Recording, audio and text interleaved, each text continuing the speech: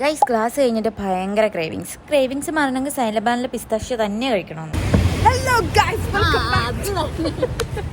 ഇവളുടെ ഹലോ ഗൈസും കേട്ട് ഞങ്ങൾ സൈലബാനിലെത്തി.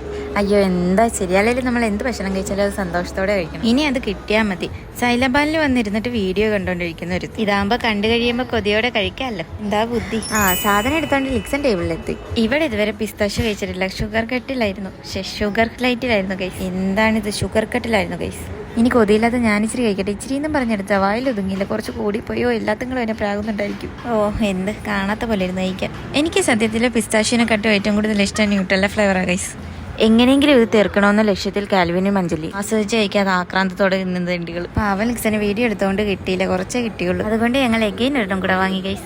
അടുത്തത് സനൂപ്യ തുറക്കുന്നു, ഞങ്ങൾ കഴിക്കുന്നു. ആർക്കൊക്കെയോ വേണ്ടെന്നൊക്കെ പറയുന്നു. ചുമ്മാ വെറുതെ ഷോ എടുക്കുമോ. പാത്രം തുറക്കുമ്പോൾ കാണാം സ്പൂണുമായിട്ട്. അങ്ങനെ അതും കഴിച്ച് ഞങ്ങൾ നേരെ ഹോസ്റ്റലിലേക്ക് വിട്ടു. അങ്ങനെ ഷുഗർ ക്രേവിങ്സിനൊരു അവസാനമായി. അതിലും കഴിച്ച കുട്ടി ഇങ്ങനെയാണ്. അപ്പോൾ ബൈ ഗൈസ്.